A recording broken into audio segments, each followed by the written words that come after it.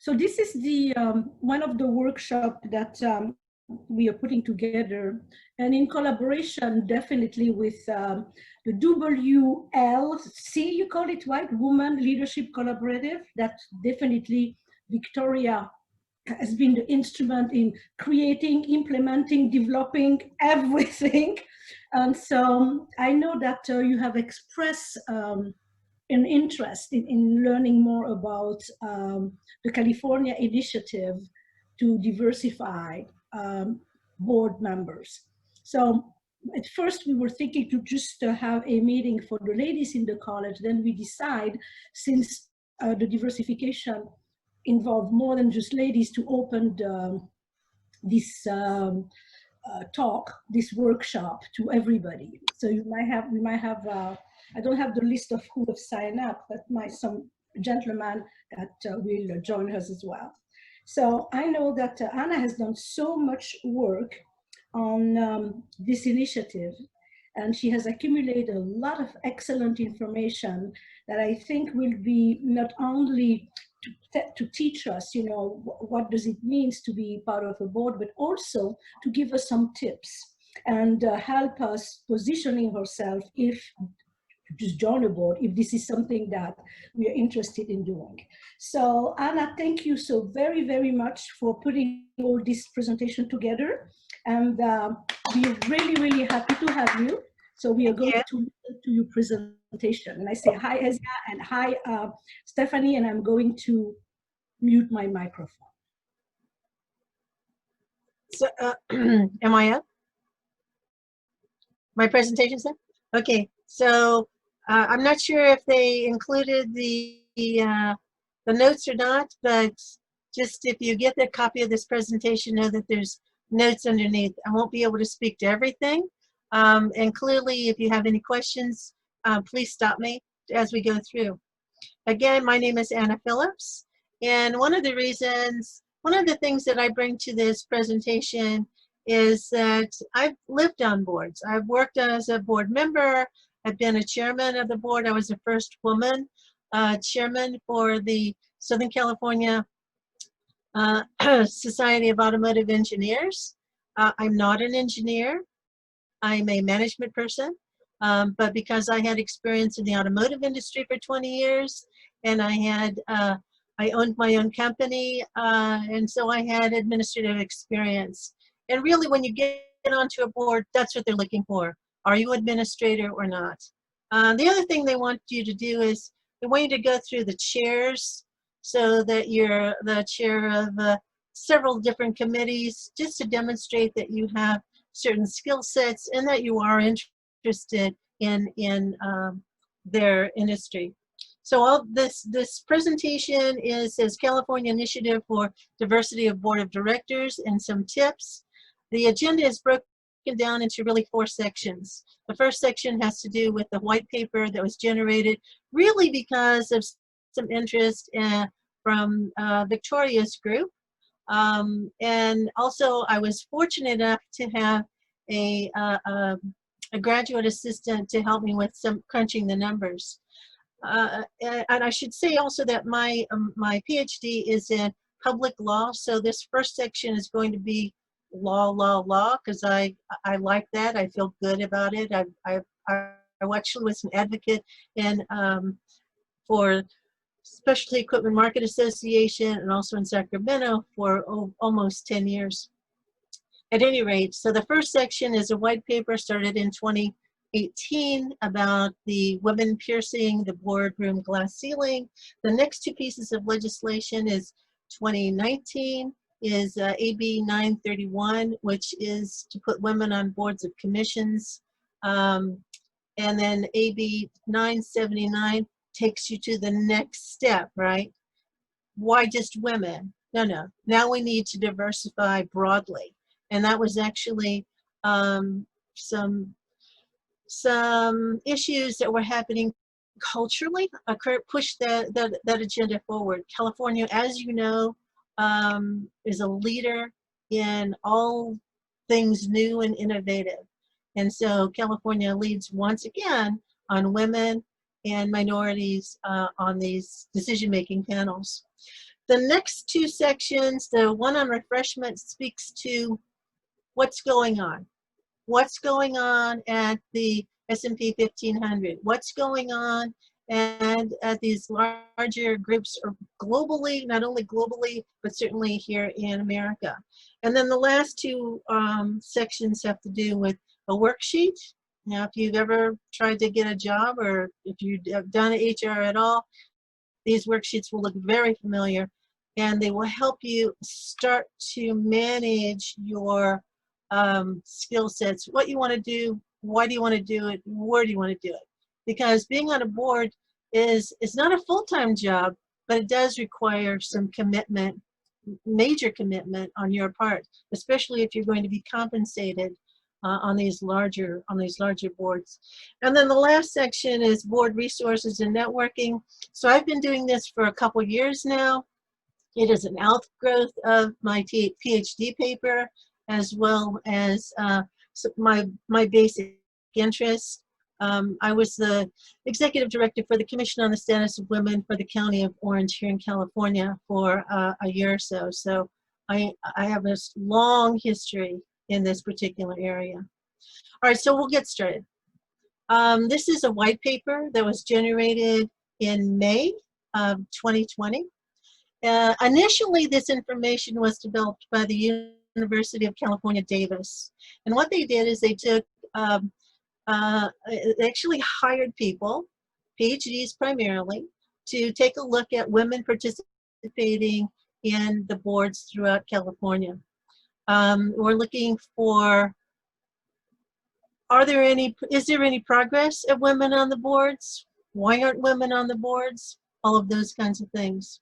It was discontinued due to the lack of funding. It was only $15,000 a year, but it was still, well, there were some concerns about the paper being peer reviewed. And there was also a very clear indication that nothing was changing.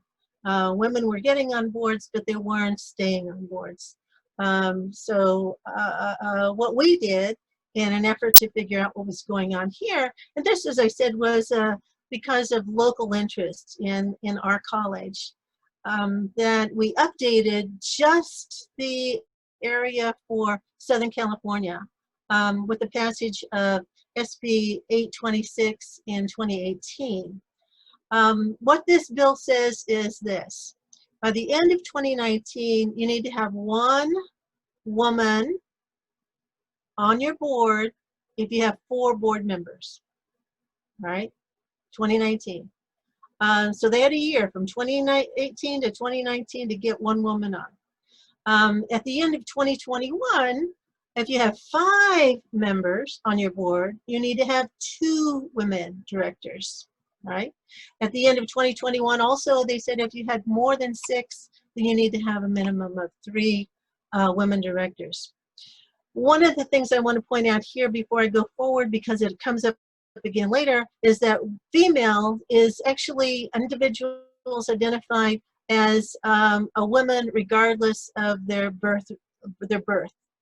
And publicly held corporation means you actually need to be in the United States with having some major shares on the stock exchange. There are fines if you don't comply with these requirements. $100,000 for the first violation, $300,000. So there's some incentive here, right? There's some incentive here to meet these requirements. So why do we have women on corporate boards? Why? Why would we even think about doing it? Well, as you all know, California is the 5th largest global economy in the world if we were to put ourselves up with all the other nations in the world. And there was a fear that we were falling behind our global competition.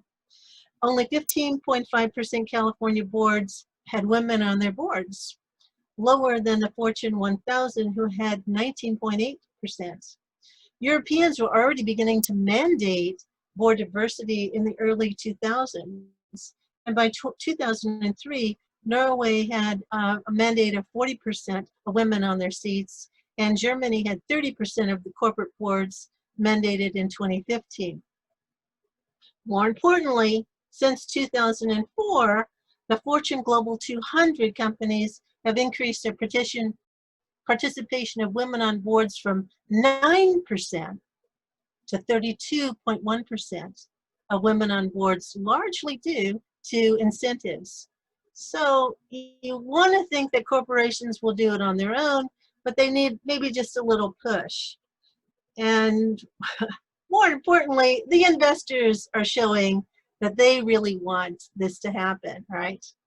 And there's 3 studies that were done: Fortune 500 in 2004 to 2009, Credit Suisse in 2014, and Morgan Stanley in 2016. Fortune 500 said, if you have a woman on a board, 3 or more women on a board for at least 4 or 5 years, what will happen is, or what has happened, is the return on sales was 84% higher.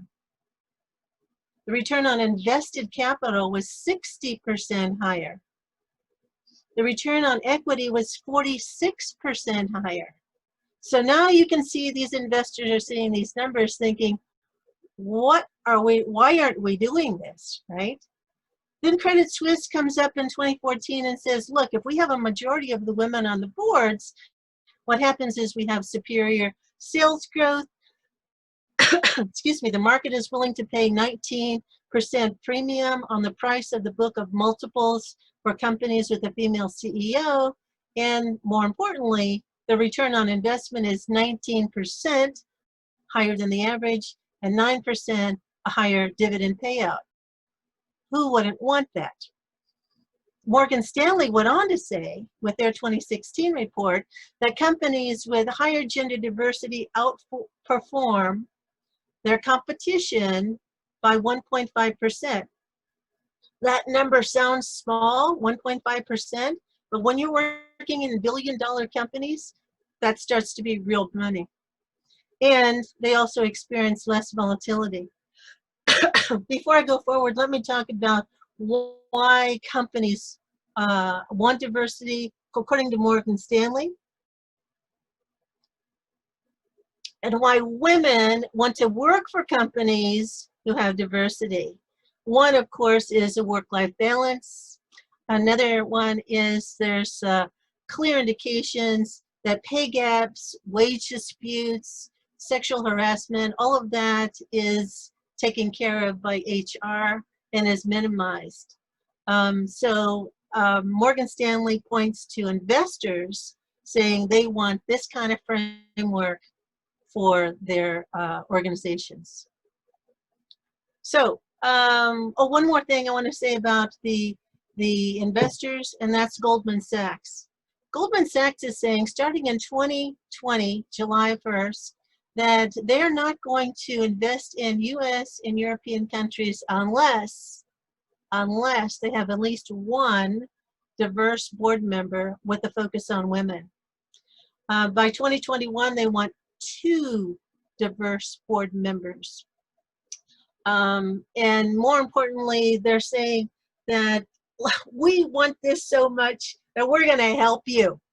We're going to help you find women that are committed and understand the process, which we'll go through in a few minutes. Because the problem really is board people are usually selected from CEOs or CFOs or public directors, and women have not had the opportunity to go into those positions, so they're locked out of boards. As you should see, Goldman Sachs has 11-member board with four of them are women. A follow-on to this is the McKinsey report is saying some of the reasons why women don't get selected as CEOs or CFOs is they have this double burden syndrome. Not only do they have work responsibilities, but there are some domestic responsibilities, child care, keeping the house rolling, elder care, in my case, elder care. There's also, although there's a growth in women graduates, they're not being selected by governing boards. And there's also this thing of the code. Can you master the male code, right? Women have their own little codes, so they talk in shorthand, especially with home situations, but there's certainly a professional code. You don't need to be a man in order to be successful. You don't need to talk like a man to be successful, but you need to understand the code so that you can bring yourself into those decision-making positions. All right, the next couple of slides are going to talk about our findings. Anna, can we take questions? What's the code? The code. Okay, well, some of the code has to do with when you're playing, let's say, golf. In my generation, I'm a baby boomer generation, okay? So in my generation, the issue was golf. People went golfing, okay? And if you didn't go golfing, then you weren't part of the group. And so you didn't have the golfing terms down, right? Terms of reference. It actually gets to terms of reference. When I was in Sacramento as an advocate, I never saw so many women golfers. And a lot of it had to do with when you're golfing and you're in a pair or you're in a foursome, what happens is we all have a little chat, we all develop our little shorthand discussions. So then when we get back to the main crowd, you know, we're kind of in a mode of golfing terms, if you will. So then you overlay the golfing terms onto the work itself. I'll give you one more story. When I was in working for the Australian Trade Commission, going to trade shows in Detroit, the code there was all about, I don't know if you know, Detroit is right across from Canada. There's the Detroit River, and then there's Canada is on the other side. The code there was gambling. So I'm not a gambler. You know, this has been years and years ago. But if you didn't know gambling terms, right, because those now were the terms of reference, and this is the automotive industry, which is what I know with almost 40 years of experience in that, gambling terms. And so they would overlay the gambling terms onto the way business was doing. So each industry has their own set of male codes, okay? Marketing, I presume, has their own code words or terms of reference that they use. So there's not one size fits all. That's the whole point. That's why you have to get into the decision making so that people can understand what those codes are. Are there any other questions? Sorry. I'll just keep talking if you don't stop me. Okay. Moving on. So this is what our study found. Okay. So what we did is we looked at the 400 companies that UC Davis had. And we called out the 52 companies that were in Southern California. And then we took the LA's highest headquarter count in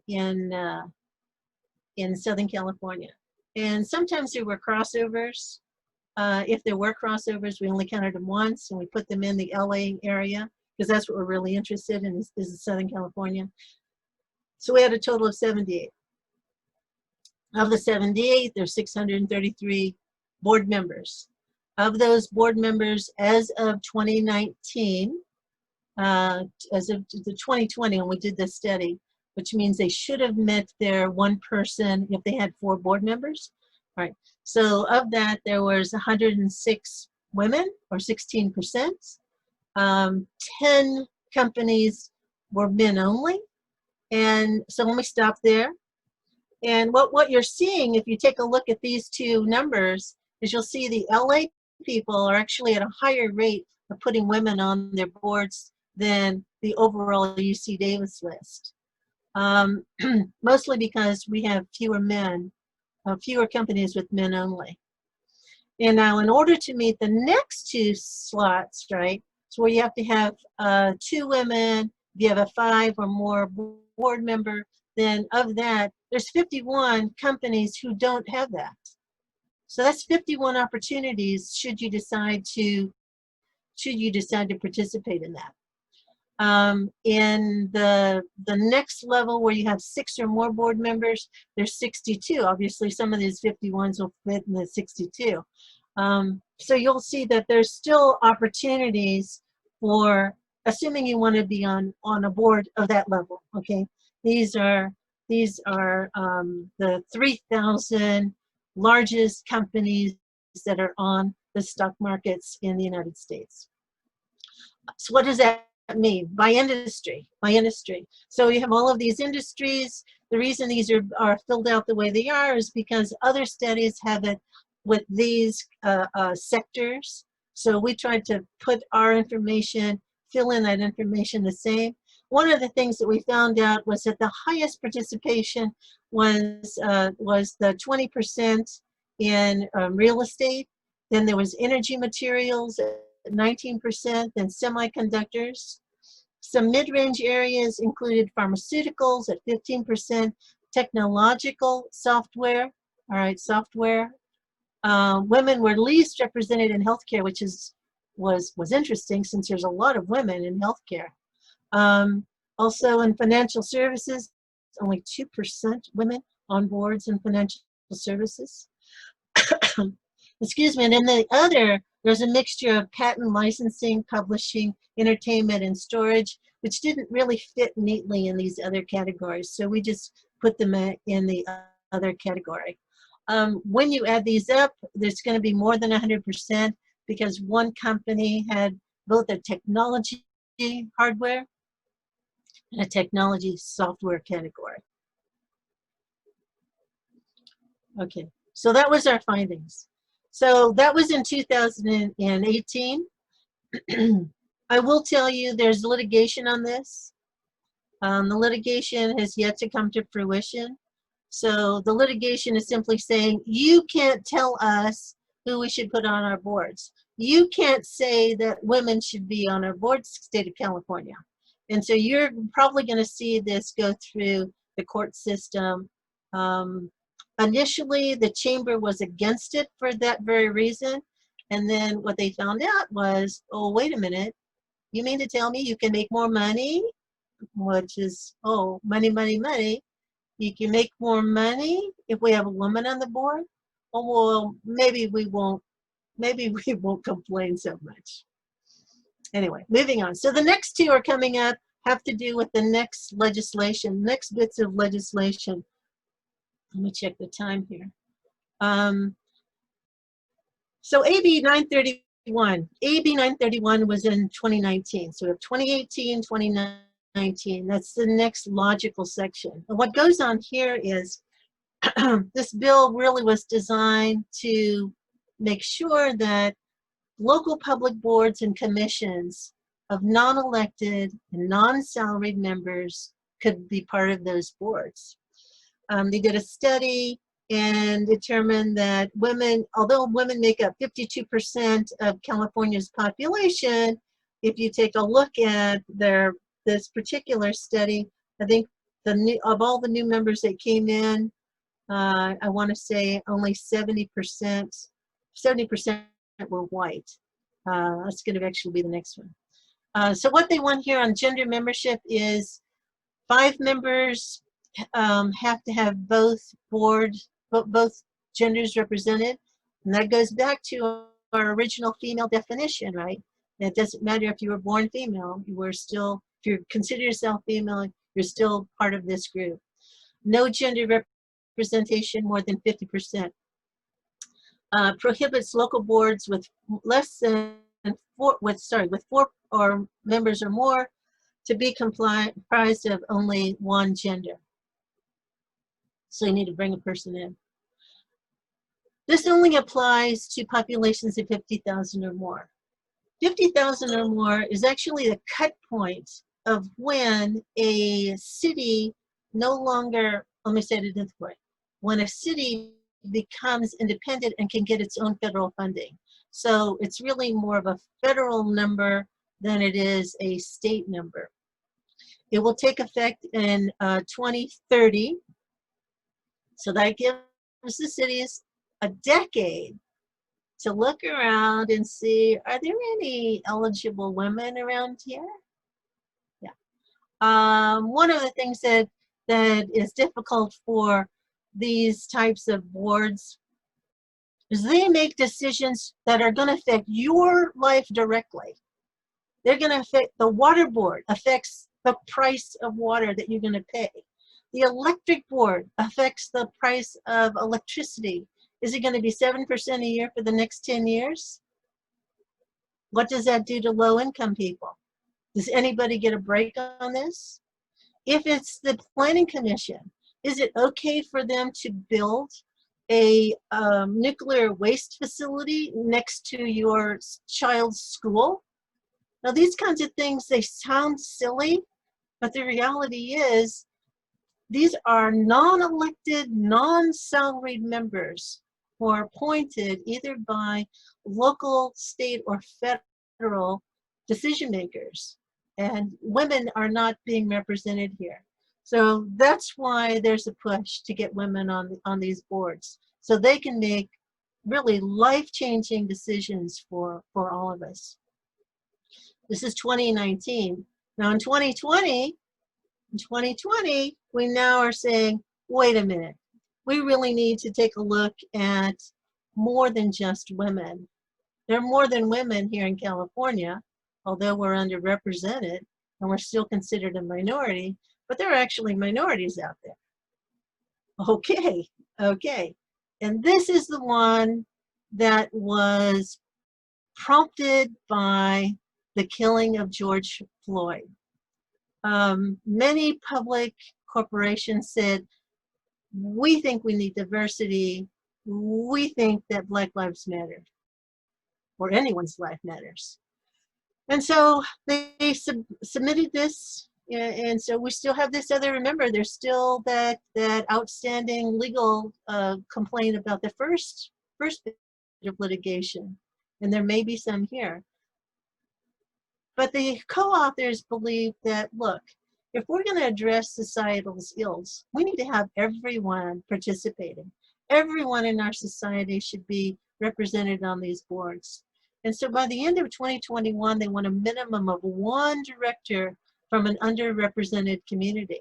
And they call an underrepresented community people who self-identify as Blacks, African Americans, Hispanics, Latinos, Asian, Pacific Islanders, Native American, Native Hawaiian, or Alaskan Native, or who self-identify as gay, lesbian, bisexual, or transgender, right?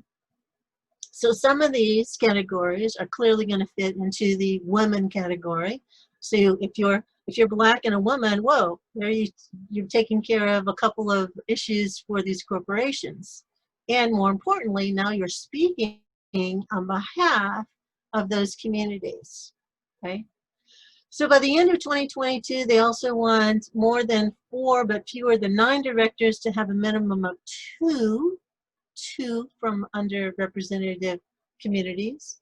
And by same time, end of 2022, they want to have 9 or more directors to have a minimum of 3 directors from underrepresented representative communities.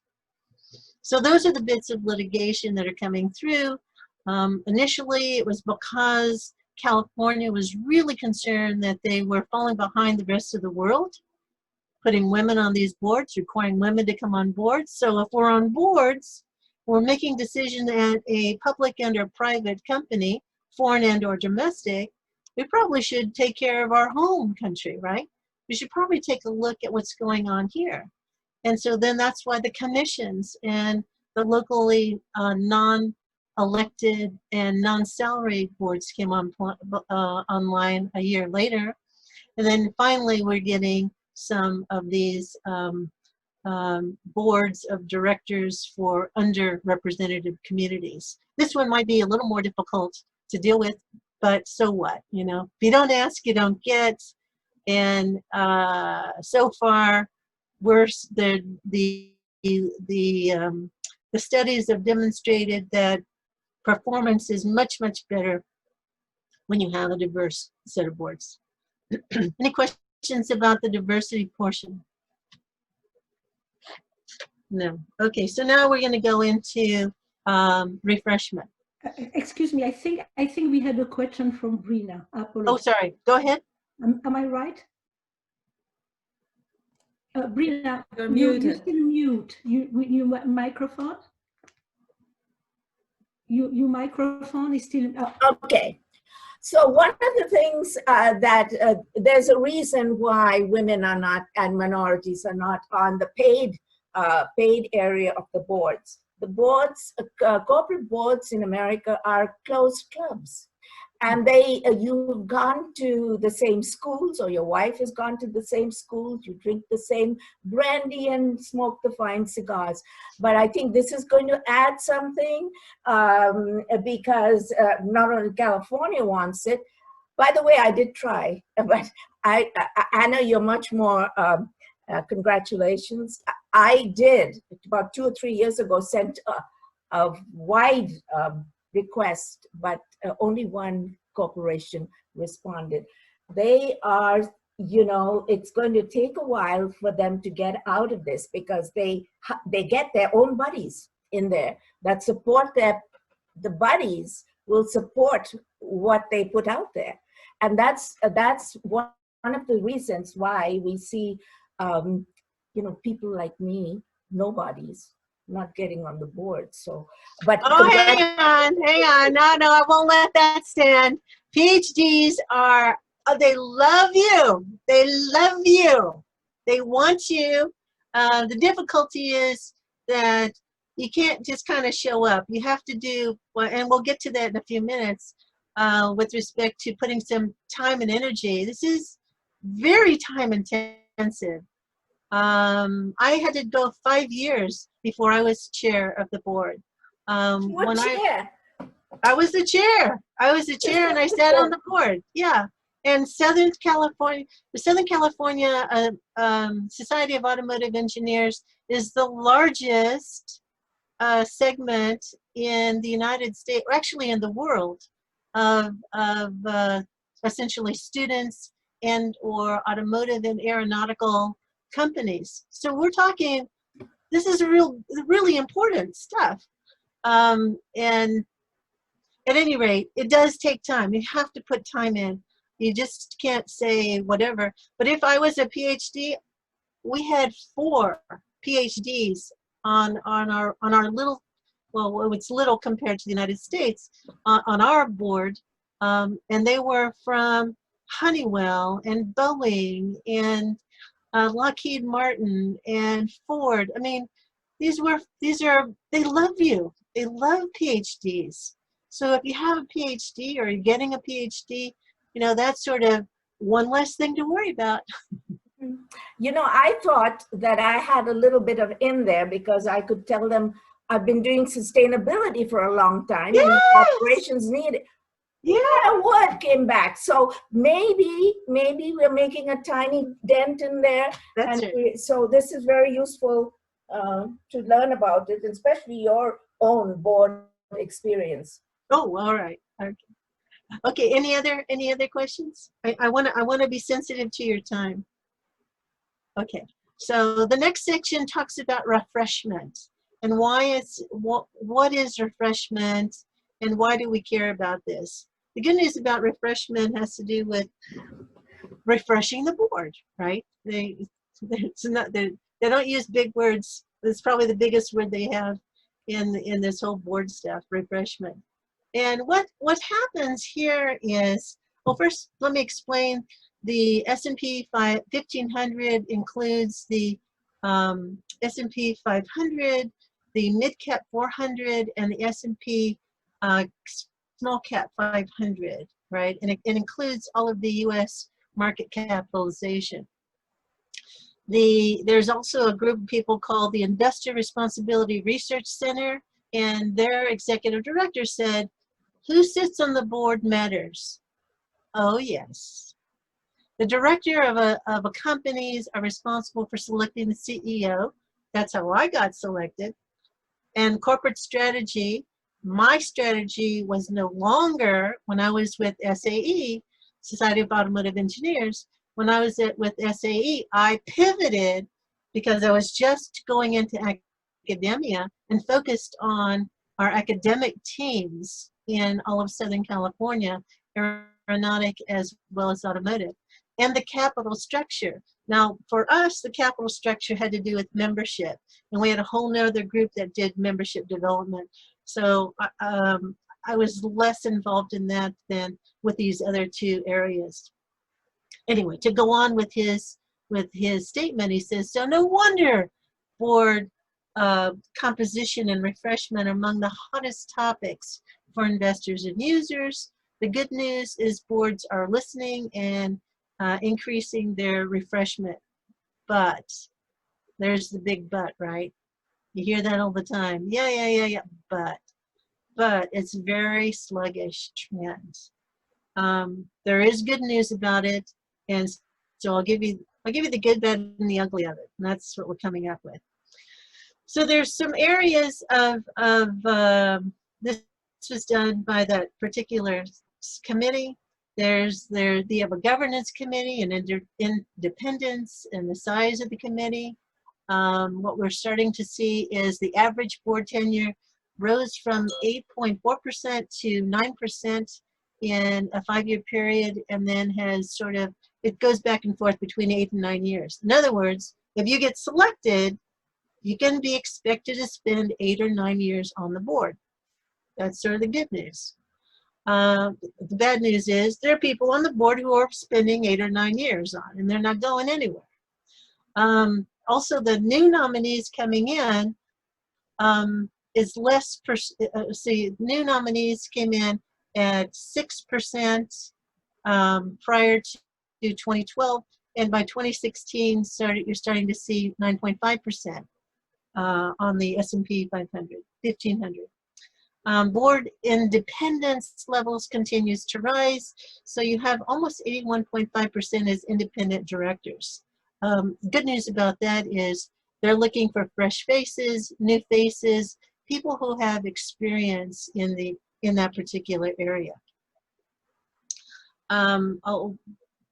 Let me say one more thing about the Russell 3000. If you don't know what that is, it's the market capitalization, and it provides U.S. traded stocks that represent around 98% of the U.S.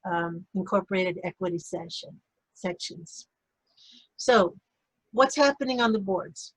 On the boards, they have some tools, but they're fairly limited. One is retirement, one is term limits, and one is evaluations. So the average retirement age is around 75 years old. Unless you have that clearly indicated in your bylaws at 75 that there is a term limit and 75 is the maximum age, the number is as long as that number wants to be. And of course, you can always get variances on it, right? So we have people on these boards that are 80, 85. You know, if they have any sense at all, they'll stay on until they're in their 90s. A lot of people are still very bright and articulate and have issues that they can offer, solutions that they can offer. 4 out of every 10 board members, there's a mandatory retirement age. So you've got 60% of these people where there's no mandatory retirement age. Term limits, sometimes term limits are important. As I said, they're staying on for 8 to 9 years, but term limits are rare. Because if someone is doing really well and contributing huge effort to your process, you don't want to term them out. You want them to stay on until they decide that oh, I don't want to do this anymore, or something else happens. And then in the evaluation process, well, there is an evaluation process, but there's that but again. It's very difficult to evaluate someone if you need them for, let's say, political reasons. You want to have someone who's with California State University at San Bernardino for political reasons to indicate that you have an academic arm on your board. So it's more than just who you are and where you are. It has to do with that whole range of why do they select you to begin with? Why would they select me? One woman, I wasn't an engineer. Yeah, and I'll tell you what, I only got on the SAE group. The only reason I was even participating is because one of my colleagues invited me in. He sponsored me in. And then I became a member. Only members are you're either at the very high echelon of your corporation, or you're an engineer, or a PhD. Those are about the only three ways you can get in. But I knew somebody who was on the membership committee, and he sponsored me in. So now I'm a member, right? Full-on member with all of the resources from SAE I'd ever want to use. So there are ways of doing it, and we'll get to the networking part in a couple minutes. But my point is, people go on because they know someone, as Brina said, who knows someone who knows someone. And that's how it works. So let's talk about where people are. 45% of the women, we'll look at the women first. 45% of the women members in 2019 is up from 12% in 2008. 19% of these women are from the Russell, 19% of these women are on boards of the Russell 3000 companies. Those are the very, very large companies, right? In the ethnic diversity section, 15% of new members are minorities in 2019. Now, you can expect that number to go up with the California's new set of legislation that occurred in 2020.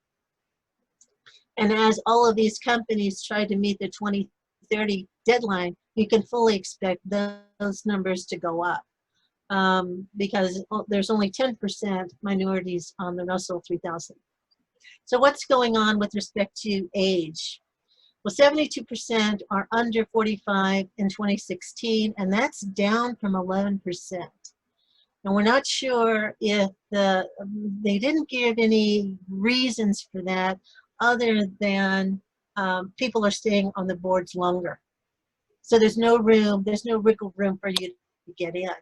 In 2016, the average age was 62 years, and the average tenure was 9 years. So who are they looking for? Well, according to this report, and there's a couple other reports that will go beyond this, but they're looking for non-financial skills. So as Brina was saying, sustainability, increased international experience. So those of us who work with Australians and Brazilians and Mexicans and Canadians, are, you know, international doesn't mean global. It means your neighbor, right? If you're Iranian or Indian or Chinese, whatever, Japanese, whatever it happens to be, you have skill sets in that culture that they may want. And that is certainly an edge on people who don't have those skills, right? People who don't have those. And then ESG experience, I had to look that one up. That has to do with investment experience. And you can find more about that under Morningstar. And then last but not least, HR, human resources. Everybody wants human resources. Everyone wants human resources. And they feel so lucky, so lucky if they had a PhD on. They treat you like royalty. It's amazing and fun and kind of fun. Okay, so now what do you have to do to get on? Uh-oh, what's my time? Okay, I'm doing okay. So what do you have to do to get on? So there's 3 things. These worksheets came off of the group of people called Women Serve on Boards, okay? And the first thing you have to do is you have to target your opportunities, identify your professional experience, networking plan, and become a thought leader. So what I'll do is I'll go through them and then I'll pause in case you have a question about each of the worksheets. In the networking section, I'll actually give you some information that I've accumulated in the last couple of years. I'm not an expert on this, but I will give you the experts who do know what's going on and how you can reach out to them.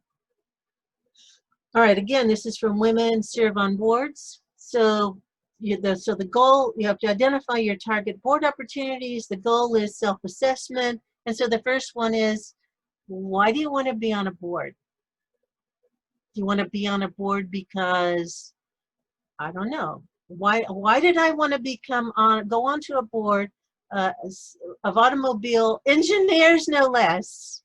Not that I don't like engineers, but engineers, that's not my skill set. And the reason I wanted to go on to it is because I've been encouraged by a colleague to go on. So I go to this meeting, right, and I find out I'm the only woman there. And guess what? They're not all automotive people. I know automotive, but there are aeronautic people there. I thought, okay, well, I'll just try this for a little while and see if I like it. I'm already a member, so why not? So what kind of board do you want to be on? Public, private, advisory, startup, Fortune 500, nonprofit? And why would you select these? Each one of these boards they're an animal in and of themselves, an entity in and of themselves. Public boards have a lot of pressure in meeting the requirements not only of their own, but of the suppliers and the other types of environmental pressures that are on them, watchdogs. Where in a private organization, you don't have to do too much.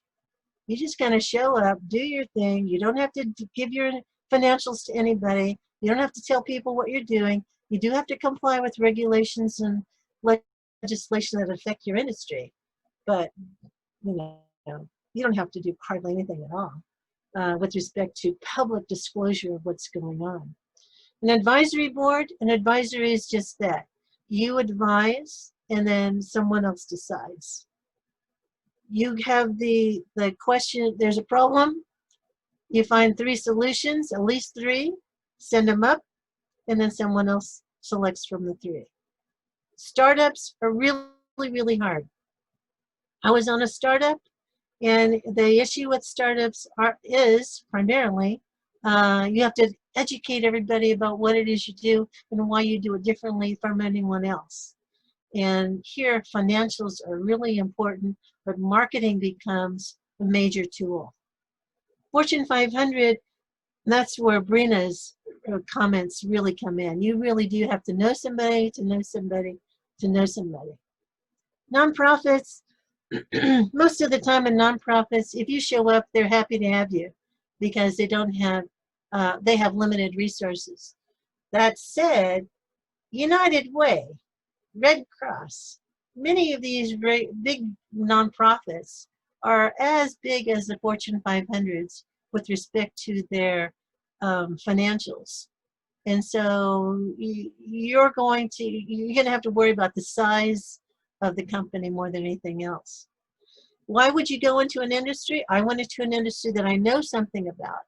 It's always easier, as they say, when you're writing a book, to write something you know something about. Same thing about an industry, because it gets to those terms of reference, right?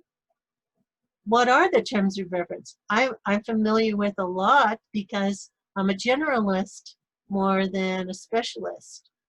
But I chose automotive because that's what I know. That's what I do well in. And I have a very large background in that. That gets to your experiences. And if I didn't do automotive, well, what would be another thing I'd be interested in? And so this is my, 7th iteration of my life. And so now I'm doing gender pay equity, or gender equity. And I spoke again to the size of the company and why. Any questions about this page?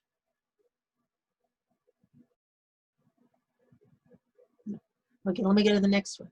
So the next one now talks about your competencies, okay? You need to do a self-assessment on what you can do. General board member matrix, governance. Have you been responsible for essentially big picture? Not the little day-to-day stuff, but the big picture in order to identify where the where the path was, where it is, and where it's going. Can you do that? Can you do that arc? Business management. Well, those people who are in the college are all going to be in business management. You've lectured in it.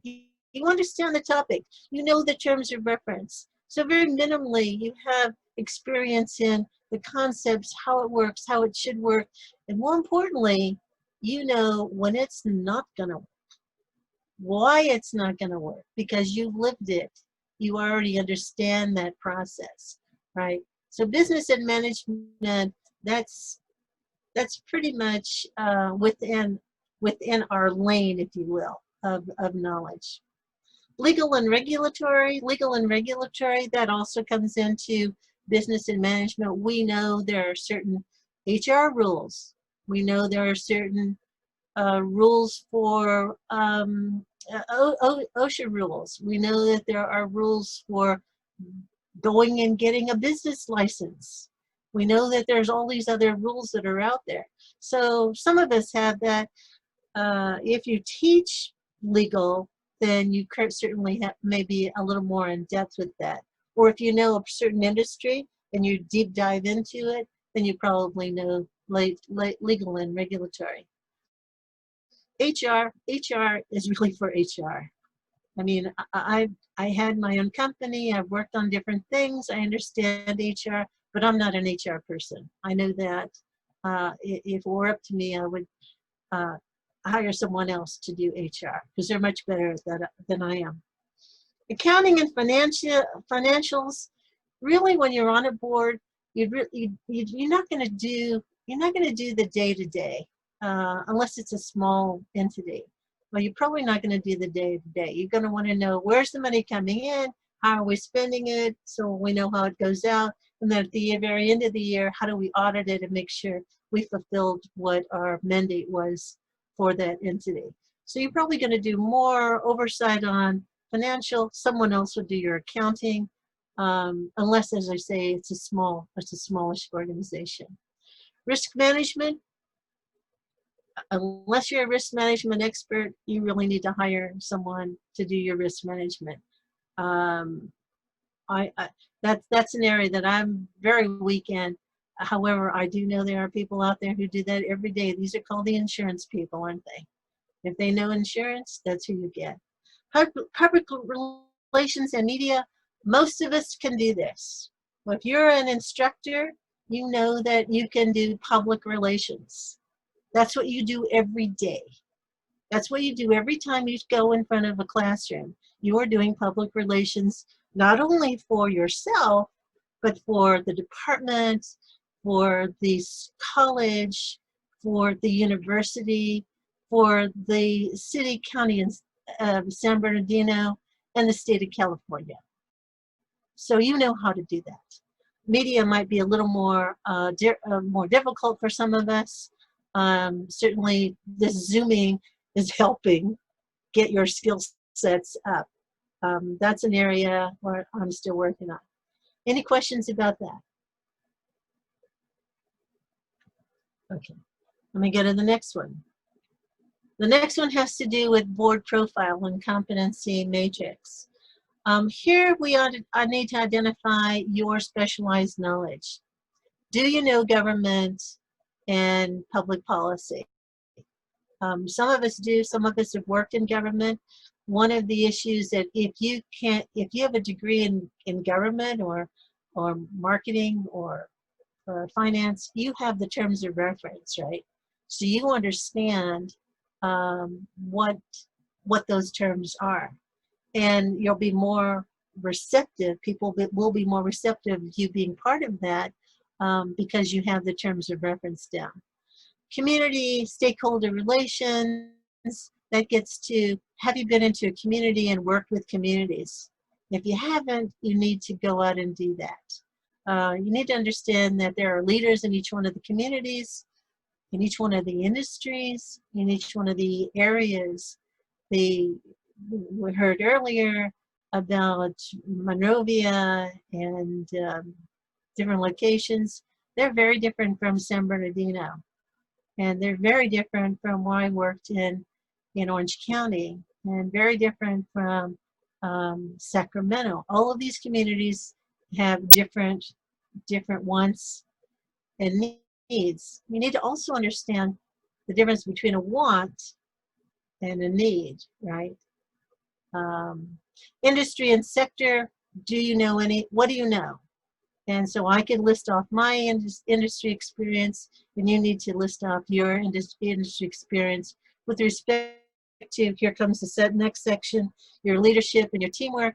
And we've all done leadership, certainly within this organization, but more importantly, we've done teamwork.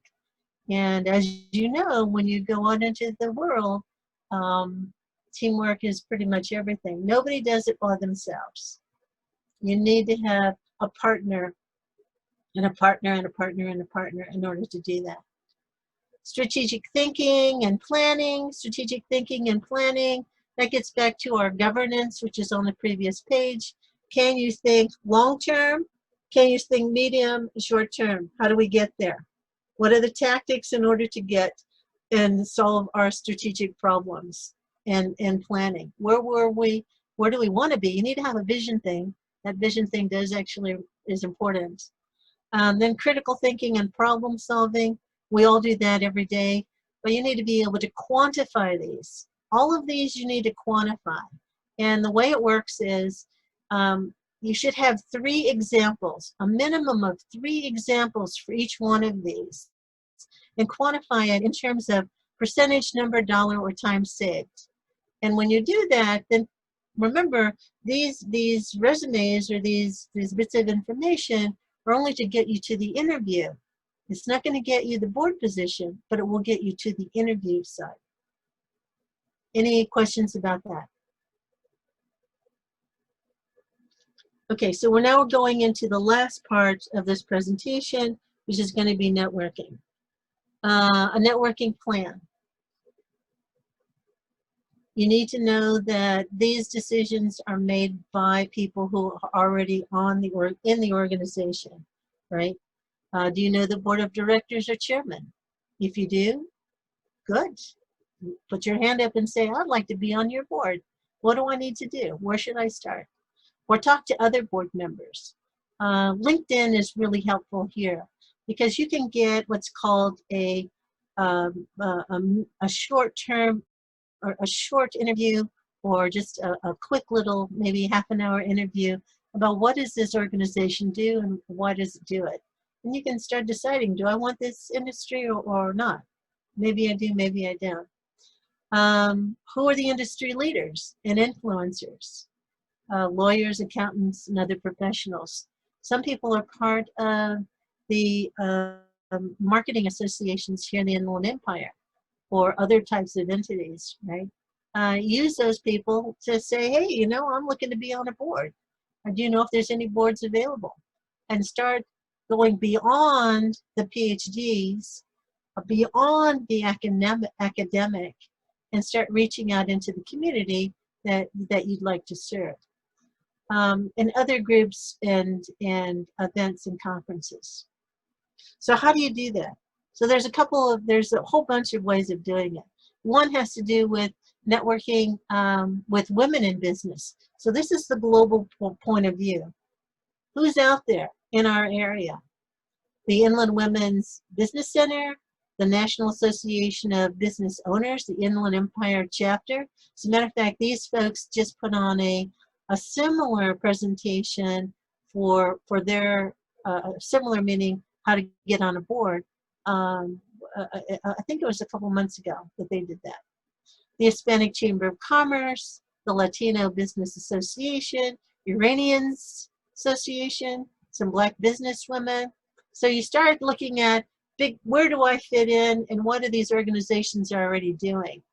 And then you start to look for the network associations that represent your industry. Public accountants, marketing. I don't have HR on here, but certainly there are other areas that you would want to look at. And then you want to look at the state and national areas, okay? California Commission on the Status of Women is a good starting point for anything you want to do with women. They have lots of just basic information. The California Veterans Leadership Council is also very good. The Women's Foundation in California, those folks have grants. The commission has grants also. A lot of these have grants for study and research. Not only can you lead them, but you can participate in them. The consumer attorney, the Legislative Women's Caucus, now that starts to get political, but certainly that's one way of talking to your local legislator, find out where the boards and commissions are that need to be filled, and they will say, well, why don't you call so-and-so? And now you've got a contact, right? And then it's a warm contact, it's not a cold call, so you don't need to make cold calls. The National Association of Women Business Owners in California, there's also one here in the Inland Empire, the National Organization for Women, the University Women, the American Association of University Women have grants also for your research, but they're also very involved here in Southern California. The National Women in Political Caucus in California, that's a larger area, but certainly you can get some basic information and any of your research that you need, or call them and find out what are they doing? How can we help? Equal rights advocates, I think those are more attorneys than anything else. Fund Her, there's some of these, I think all three of the legislation that I mentioned had Fund Her behind it, certainly the first one. And the second one, the one out with women on boards and the women on commissions. The Feminist Majority Foundation has funding, and the Women's Sports Foundation. All of those have funding. So that's some of the networking that goes on. And a couple more things is when you're ready to become involved in this, you now need to remember where you're coming in on this decision process. And you'll probably start as joining the conversation. Joining the conversation is, what's the problem and how can I help, right? What's the problem and how can I help? Shaping the conversation is, well, I know what the problem is, and this is how I can help, right? You know what the problems are in HR. You know what the problems are in marketing. You know what the problems are in whatever area that is your strength. And then, of course, finally driving the conversation. Any questions about these worksheets? Okay, one more bit, and then I can take just general comments, or we can stop. Board member opportunities, board resources. On November 19th, there will be a workshop, and it's called the Global Conversation in Los Angeles Conversation on Board Diversity. These folks are part of the 2020 Women on Board. I sent Betsy Berkheimer-Creder. She's the Chief Executive Officer of that group, and she's also the author of Winning the Board Game. I sent her a copy of our little white paper. She came back in a day. I sent it, it came back in a day, and she's like, why aren't you part of us? What are you doing out there? Get onto our boards. And so she's encouraging, and this is free, November 19th, 2020, they're going to have a larger conversation. And this is the whole business of joining the conversation, right? Now once you join the conversation and people understand, this is someone who has some skill sets, let's ask them to participate. People will start coming after you. You won't have to do too much, depending on how much energy you want to put into this, because it is time consuming. It's really time consuming. The other resource on this board is this Los Angeles Boards with Dr. Renee Frazier. She's the one who gave a presentation to the National Board Women Organization Owners in the Inland Empire. And she spoke, she's very well dialed in. She's a PhD. She's on the 2020 board. She's on the Women Serve on board. She can help you get started in the process. One of the issues here is, and I'll get to it in the next slide, has to do with fees. You know, this is one of those pay-to-play kind of games. If you don't have your own network in place, if you're not starting to network, guess what? They will help you. You can get almost anything in America if you're willing to pay for it. Time is a big one for us in Southern California, but there's real money going out on some of these, and I'll speak to that in a minute. So just be aware, some of these they're real happy to help you out. Some of them, they're going to charge you in order to expand your network. The advantage, of course, is now you have their gravitas behind you, and you don't have to do it by yourself. You're not the Lone Ranger out here. You're the Wonder Woman, because you've got all these other people saying, yeah, this person is good. We recommend them. And there's some links on that. The other one is the board list. Oh my gosh, these people are wonderful. They will help you identify your skill sets in how to join the conversation, how to lead the conversation, how to be a thought leader, right? You all are probably already thought leaders in your particular area of interest. The difficulty here, of course, is you really need to be a CEO or founder with at least $5 million in annual revenue, a VP level and above with $25 million in annual revenue, or a director and above in a company with at least $500 million in annual revenue. Well, we may not have that as individual instructors, but I haven't looked at the financials for the state of California, State of California San Bernardino University's website. California State University, San Bernardino. So I'm trying to say. I haven't looked at their budget, but I'm sure they're over $5 million. I'm sure our little college is over $5 million. So we're probably over $500 million in general. So there are still opportunities for these folks. More importantly, they have a bunch of websites over here that identify how to write your information, how to get social presence in social media. For some of us who don't do social media, that would be a good one. How to make the most of your board interview. They walk you through step by step by step. And a lot of this is free. A lot of it is free before you even have to put your application in. The next two slides have to do with a couple of studies that were out there. And so of all the things I've already said, KPMG is also saying, look, if you want to be part of a board, you need to be adaptable in your leadership style. It's not always my way and the highway. You need to be collaborative, but sometimes it is my way and the highway. So you need to be able to gauge what's going on in on the board. And at the same time, you need to be your authentic self. Don't pretend to be a man. Don't pretend to be someone who you're not.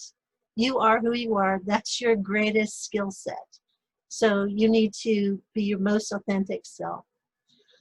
Seek leadership and development opportunities both inside and outside. Well, you're already doing that with with Francesca's and Victoria's. Both of those programs are working in compatible, and they're going to help you in the long run, minimally with your networking skills, maximally in developing who you are and why you are the best possible person that you can be. Set your individual leadership goals. You can't do this all in one bite. It doesn't happen. It takes time. 1 year, you do a little bit more. Second year, you do something else. Third year, you do something else. Fourth year, have a 5-year plan. Just like you teach your students. A 5-year plan, that's what you need. How do you want to get from here to there? And once I'm there, one of the things I decided when I was with SAE is I was only going to stay with them for 5 years. I'm still a member. I've been a member for almost 30 years, but I wasn't going to stay forever. And you don't have to stay forever either. You want to tell them you're going to stay forever, otherwise they won't bring you on. But at least that 8-year, 9-year commitment. But you need to have your own leadership goals and what you want to do. And identify your leadership challenges. Don't be afraid to take on a project and maybe not be as successful as you were hoping you were going to be, right? It's okay. People learn by having to do it again and again. That old Thomas Edison story about how it took, over 1,000 tries to make the light bulb? Well, that's just how long it takes, right? So same way with you. It might take you 1, 2, 5 different times before you finally get onto a board. But if that's what you want to do, you're willing to put the time in, because it is time intensive. And it may take away from your weekends or your evenings. And unless you're prepared to do that, this may or may not be an opportunity for you. Goldman Sachs, again, if you know somebody who works at Goldman Sachs or as a partner with Goldman Sachs or affiliated at all with Goldman Sachs, their job is to find women who can sit on these boards, right? And so that's a clear path if you are able to connect with somebody in your network to get on. They also have some information regarding how to structure your board and how to get the most out of your board. And the last 2 resources really are Women in Leadership Conference. UCLA has a Leadership Institute, and they've been doing this for 20 years. It's a $7,500. So you do have to pay for this one. But she takes you through how to build your style, how to get, how to navigate those terms of reference so that you know what you're doing, and really how to take your career to the next level. Stanford, were the ones who were involved in some other projects. They also have a program, but it's really only available to Stanford alumni. And there's a fee for that one too. There's a fee for that one. So last but not least, thank you for your attention. And now it's your turn. Now you get to decide. Do you want to do this or not? Thank you so very, very, very much, Anna. Thank you so much. Happy to help. Very, very insightful presentation, and especially I think that the last part is so unbelievably practical for us. We can benefit from your experience and all the good material that you put together. So thank you very, very much. Oh, sure. Yeah, no, thank you. That was very, very good. So I'm going to ask who has a question, and then, let's get started with a little bit of a discussion. So who wanna ask the first question? Francesca, if I could just make a statement, I just want to let everybody know that I sent out your PowerPoint, Anna. Okay. Okay, so everybody has it available to them. Thank you. Thank you. Good. That November 19th is something, if you're really interested, it's no fee. All you have to do is sign up and hopefully join the conversation. Yes. Well, if nobody has a question to start, I have a question, just a general question for us. You talk about the code, and clearly this is something that is somewhat informal, that you discover when you're part of the group, that you feel that's what I should do or not do. So what is the code in the college? What is the code we have, in your view? Well, in my view, the code for the college really is that diversity is important. In my department, we have a lot of women in my department. So women are important to the college. It's important for people to see who the leaders are so they can now aspire to become leaders, right? So there's a lot of positives in our college. When I started in 2006, I figured, well, this is just going to be a short-term thing. I'm not staying very long. I always have my 10-year plan. And here I've gone beyond that, mostly because this is wonderful, a wonderful job. And if you can internalize the successes, understand that everything is not going to be perfect, and just keep pushing forward and pushing forward, then I think we have successes. Certainly, we now have 2 women in our college who are chairs now. That's wonderful. And one is It might be 3, hopefully. and one is a minority woman, right? Great. And we have an Office of Equity. And so as a minority woman, I mean, this is great news compared to where we were in 2006. And more importantly, it gives us a vision of what we can do and where we're going. Malika, did you have something, Malika? No, I was just applauding. Oh, okay. Yeah, and thank you so much. This was great. Well, I've been working with Anna for some time on this, and I mean, other than what I've been trying to do was to expand my networking and see what other people are doing. So even if it's not for this purpose, it has been great to, like I'm working with Iranian American Women Foundation. I reached out to City Council, and when I moved to Glendale, I will definitely reach out to City Council in Glendale. It just helps, like, if you are interested in diversity and equity issues, it's just interesting to see what's going on in the community and how we can help. So for me, it has been very fulfilling. Good, good, good.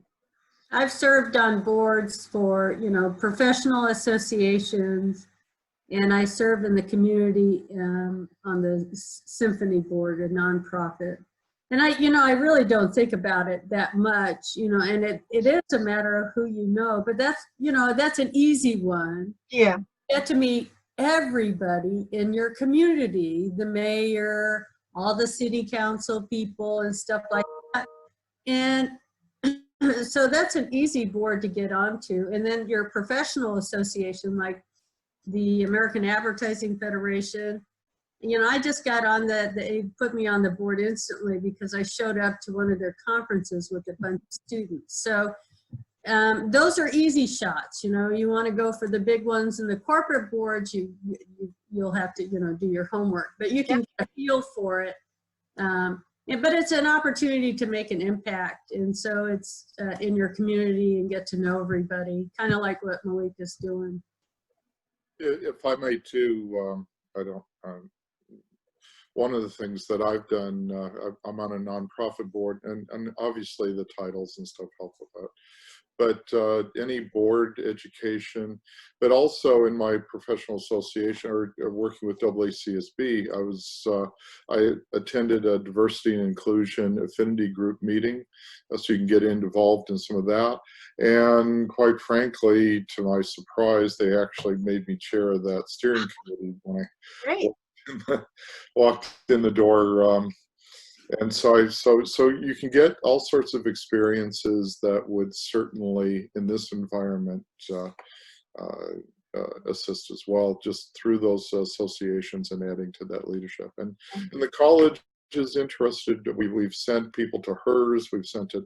So there's lots of different ways. If you take the opportunities, the college will try to support some of that. So. The next year is going to be pretty tight, but I'll find a way to continue to do some of that as well. Okay. Thank you. That's great. Thank you very much. Yeah, thank you, Rose.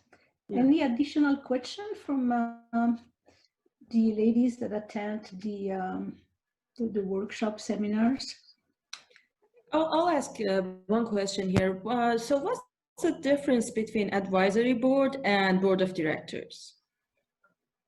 Well, advisory board means you're a subset of the board, and lots of times you bring advisory boards on for a specific issue, such as, and there can also be committees.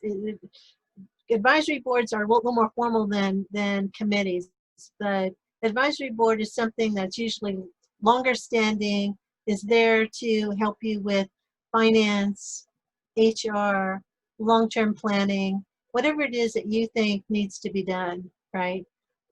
So each one of these advisory boards are different depending on the industry. Some of them have refreshment boards where their job really is to go out into the community, look around and see who's there that could advance the goals of the organization, as opposed to as a committee. But it's not a board. Sometimes there'll be board members assigned to lead the advisory committee or the advisory board, and that's only so that they can take back the references or the solutions to the main board. Did I answer your question? Yes, thank you. Yes. Thank you. Any additional? Yeah, another question. And could you talk, and I know I don't want to scare anybody off, but there's, there's risk and liability when you join, corporate boards and things. And could you talk about how that's mitigated by the organizations? Even talk a little bit about what those risks might be, because I'm sure you've thought about it too. So. Sure. So when the most recent board I've been on is the Society of Automotive Engineers, all right? And that's an association comprised of professional engineers in the automotive industry as well as in the aeronautics industry, primarily. There's some shipping, but not too much. And so when you go out and you're representing them, the association has an umbrella insurance policy. There's some basic things that you must follow. You can't have sexual harassment issues, right? You can't steal from the organization. If there are trade secrets, they're trade secrets, just like any other organization. And you're not allowed to give that information out before everyone agrees that it's available, right?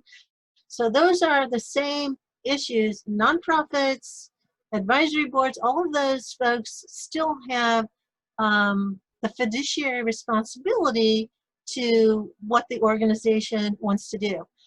Most times, I'd say in every situation that I've sat on, even when I was at the County of Orange, you're covered by the liability insurance of the entity that you're representing, okay? You should check that out though, make sure that there is some liability insurance, because people, Americans like to sue you just because they don't like that you have curly hair, or they don't like that you're a woman, or they don't like that you're a minority. I've been in situations where people will say to me, why is she here? Now, who is she and why is she here? Well, wait a minute. I'm there because I know something, and I'm here to participate in the game, whatever the game is. So there are risks, but if you're professional, all of us are, if you're professional in your attitude, and you probably won't. I've never had any of those situations occur. Just remember, there is a fiduciary requirement for you to stay within the boundaries of whatever that entity is that you're working with. Now, the advantage, of course, is you go into the community with I'm with the Southern California Association, Society of Automotive Engineers. So you come in already with that gravitas. In that community, that is a big, big, big deal, a really big deal. And even if it's just your local area, and you say, I'm representing the city of San Bernardino, I'm representing the college, unless you get permission from the college to represent them. You normally don't do that. But you do have, there are risks, and you just have to treat your behavior with the professional acumen that we all know that we do anyway in our professional lives. Did I answer your question? Yes, thank you very much. I just thought I mean, it's not a big deal if you're professional, you're right, and you understand, but it's important to understand those rules. And Right. like you said, the boards I've been on have had that umbrella organization. Plus, as a finance professor, I know better than doing insider trading. So, Yeah, that's right. Oops. oops. But when you're dealing with both genders, especially in today's world, and diversity in today's world, some of us have grown. I grew up in the South, so I understand some of the areas that are particularly prickly for those of us who like to have diversity in our areas. And you can hear it. You can hear those are dog whistles, loud and clear. Don't do it, right? If you are going to do it, then you're probably not the person that needs to go forward on these. Long story short, I don't ever see that in our college.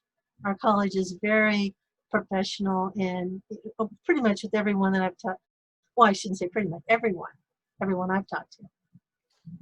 That's really good to hear. I always feel that way too for the people that we have in our college, but it's good to hear it confirmed, Anna, so thank you for that. Yeah. Well, I'm looking at the time. So, oops, my book, depending if there is any other question, otherwise, I would like to make a suggestion at the end of this presentation. So any last question for Anna, who is a fantastic colleague and answer questions when I send her questions sometimes about this type of thing. So she's always available, and I know Melika is doing that too. So but just in this context, anybody else has one more comment or question? I just want to thank Anna for doing an outstanding job. And this was, you know, as I mentioned earlier, you told us why and you told us how. And I appreciate the specifics. So I really benefited from this. And I want to thank you very, very much for taking time today. Thank you, Victoria. Any questions? Let's just focus on question. Any questions from anybody? No? Okay. So, you know, and I just realized that I'd seen on the chat that your PowerPoint went out, and I don't know if this is something that we could have done without asking for your permission. I didn't hear. You know, I noticed that in the chat, I'm looking at the chat. Do we have your permission to just share your I already PowerPoint? asked. Yes, yes, oh yes, yes, I yes. already asked. Oh yes, the white paper, you mean? Mm-hmm. No. Yeah, the white paper is fine, as well as this presentation. Okay. Yeah, the white paper goes into those industries that are still open and available. It actually names names. There's a whole list of names there. So yeah, either one of those are fine. I will tell you, I got an email, I got an email from KPMG, and KPMG made a point of saying, please be sure that my name is part of this presentation. I thought, okay, so I put her name down. You know, if everybody wants credit, it's fine with me. I'm doing this as sort of the next level of what I'm interested in. Yeah. Okay, so I'm glad we do, and we will put that on our webpage. You know, for instance, I prepare PowerPoint all the time, but I kind of like to look before people send it out. So I just wanted to make sure. So it's done. So, and then we will send it, we will put it on our webpage. You know, that will also increase the, I hope, the number of people that will visit our webpage to just see the information. So we can you know, use two different things. So, and indeed, as Victoria mentioned, I think this was a fantastic presentation in all respect, you know, covering data, covering the philosophy, covering the history, covering some of the tips. It was great. So here's my question. I know that there is some of us that are really interested in really starting to be part of a board, right? I mean, this, I know Malik has been working on that. I know several of us here have been just starting to work. Now, you mentioned it's a 5-year plan, and I think that if we could maybe benefit from what we call economies of scale and scope by kind of, collaborating together. So after you review my bio, for instance, I thought, well, let me just ask. So I was talking with a lady that is the CEO of a group called Extraordinary Women. And I say, oh, I would like to be on your board. And she said, oh, well, I don't need anybody now. But now she just sent me last week an offer to be on the board of RCC.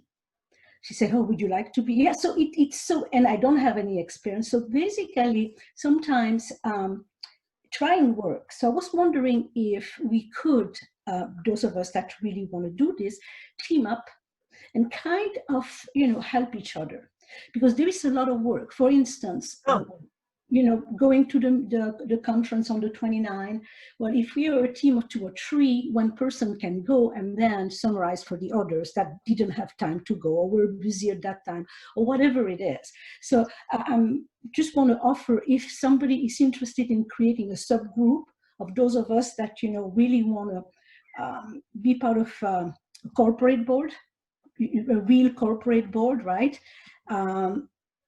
Let us know. And Anna, if we, with your permission and your support, I think we can make very, very good progress. Right.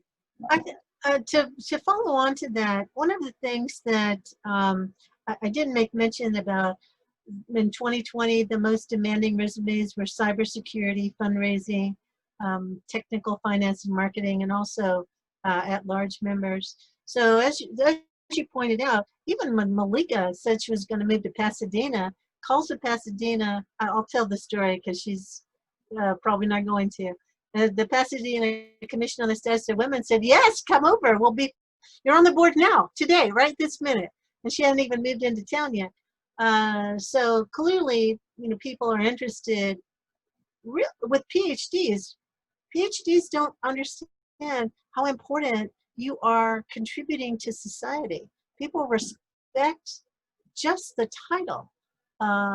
So that gives you an opportunity, maybe more than someone else would have. One of the things that I might suggest, Francesca, would be to start creating a database. I know that when you reached out to some other entities in the college or the university-wide, they're woefully inadequate with respect to just data. So that might be something that your group could house as a data resource. Thank you. I was thinking about, there is a model that other colleges have been using, which is consists in fact of holding each other accountable to make progress. And they have like a weekly writing group, or bi-weekly or monthly. And it's time that is really devoted to just say, okay, we are today going to focus on making progress so that we are reaching our goal. And I want to offer that, and maybe this is something we could do, like, let's say, meet once a month, 2 hours on Friday, and say, okay, where are we with this, where are we with this? And really, sometimes we need the train and the push, and that's very, very helpful. I noticed that for us women, it's sometimes very, very helpful. So if somebody is interested, let me know, and then we can somewhat try to see if we can do that. I don't think we have time now to meet more than once a month. And then maybe after a couple of meetings, we could also have a question that we could just bring to you, and instead of just all the time asking you and all doing our individual thing. I mean, I think if the group effort will really make a difference.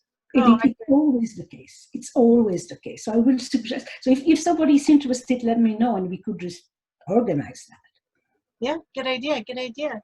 The November 19th. As a, what day is that? Mm-hmm. So today's the 13th, so it must be next week sometime, right? Mm-hmm. Yeah, so November 19th is it's Thursday. Thursday. Yeah, the Thursday. So I probably can attend that and send you my notes on that if someone else can attend. only because this would probably be one of the, I would like to join a board. I haven't been on a board for a while at the decision-making level, but I have been on boards, a lot of boards, and I enjoy it. I enjoy the process. I enjoy the giving back to the community. And you know, if I get to live to be 100, that'll be great. And I find this invigorates you when you are part of another group of people who have really nice ideas, and yeah, let's do that, move forward. You know, I'm a mover, so I will suggest let's meet and send a letter to Goldman Sachs and say, hey, this is who we are. That's right. Do. We're Goldman. That's right. Yeah, I mean, I will do it. This is for sure. Well, what we could do is, I mean, if you really wanted to go that route, LinkedIn is the quickest, easiest way. So Google, you go on LinkedIn, say Goldman Sachs, and they'll give you this whole list of people who are part of Goldman Sachs who are on LinkedIn. And then you do slowly but surely find your way into where you need to be. You don't normally go to the top right away. It's like going after the interview, or when you go to an interview of any kind, where you always say nice things to the receptionist, right? Because when it's over, the decision makers are going to come out and say, what'd you think of her? And who knew that this person could be the one person to say, I liked them. That's right. And now you've got the job. Yeah.